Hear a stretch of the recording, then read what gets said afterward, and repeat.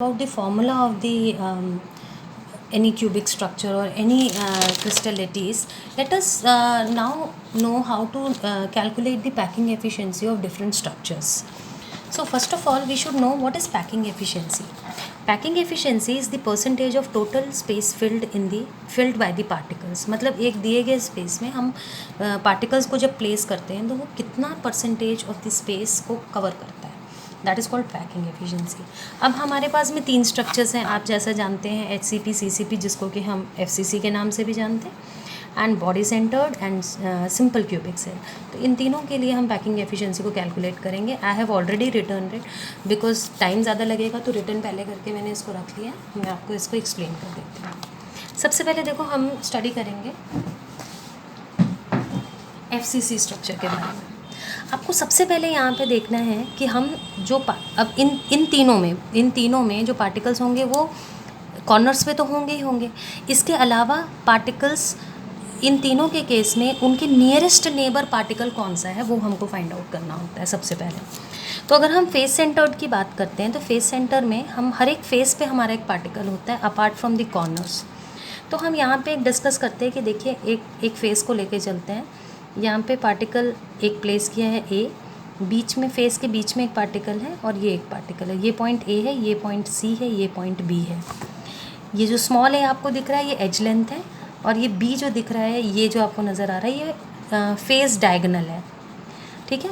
The nearest neighbour of the corner particle is the particle at the face centre where B is face diagonal and A is edge length.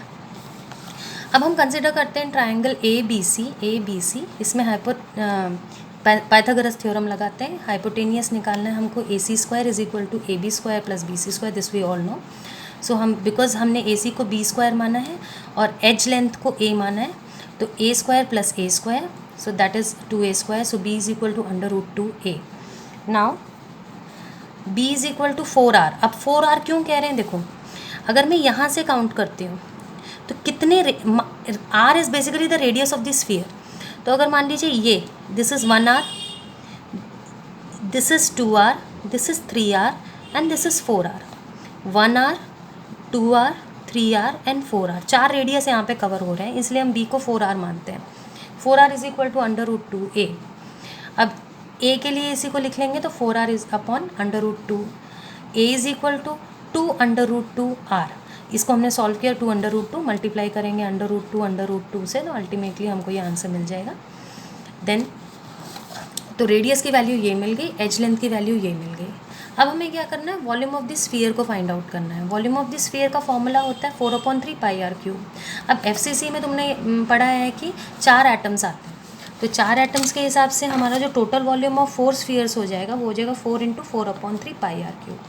And we also know the volume of the cube is A³.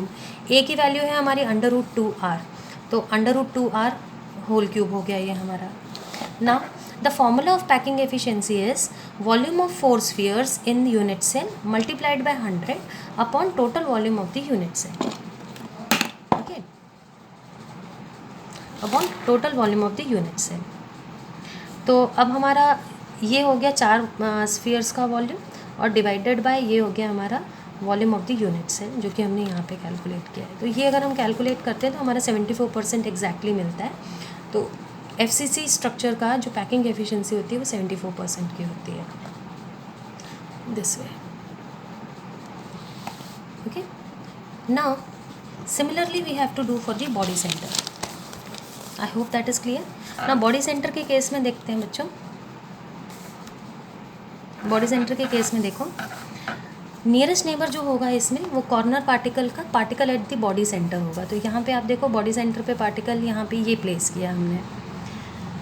अब as length हमने A लिए, face diagonal हमने B लिया है, और एक body diagonal है. Body diagonal मतलब A से लेकर के ये F तक जा रहा है. ये ध्यान दें, A से लेकर के F तक जा रहा है, ये बॉडी वाले पार्टिकल से क्रॉस कर रहा है. इसको हमने C माना है. इसको निकालने के लिए हमें 2 ट्राइंगल्स को कंसिडर करना पड़ेगा.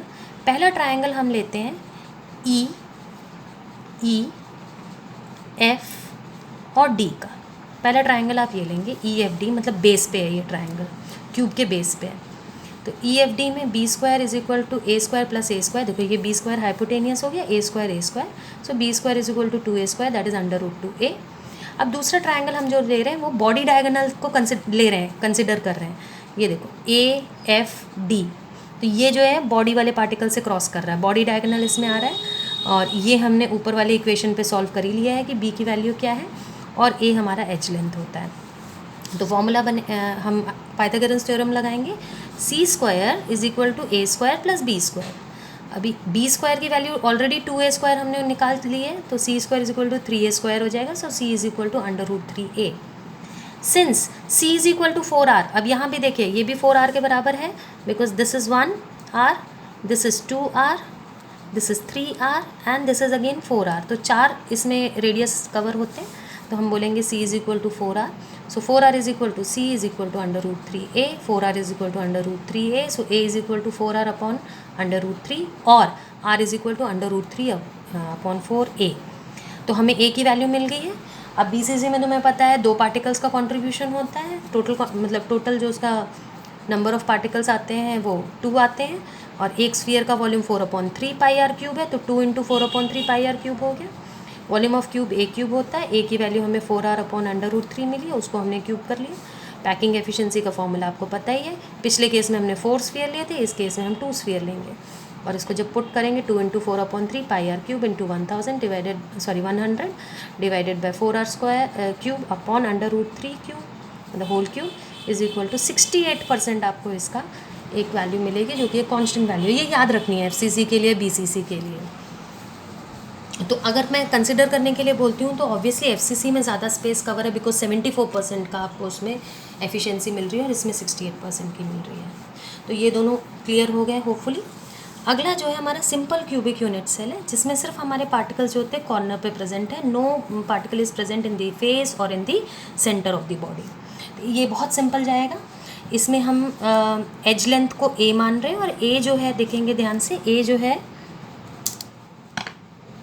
1r और 2r के बराबर है, 1r और 2r के बराबर है, तो a is equal to 2r। Now volume of unit cell is equal to a cube, so 2r cube that is 8r cube, 8r cube आ गया। अब इसके बाद सिंपल है, देखो volume of one sphere is 4/3, volume of one sphere is equal to 4/3 pi are cube, क्योंकि इसमें सिर्फ एक ही एटम होता है, आपने कैलकुलेट किया था। तो पैकिंग एफिशिएंसी हमारी आ गई 4/3 pi are cube upon 8r cube into 100%, that is 52.4। तो अगर हम इन तीनों को कंपेयर करते हैं तो सबसे पोरेस्ट पैकिंग जो है इसमें है, क्योंकि इसमें बहुत स्पेस का ऑलमोस्ट 50% स्पेस जो है इसमें खाली होता है। सो आई होप ये तीनों तरह की आपको पैकिंग एफिशिएंसी कैलकुलेट करना आ गया।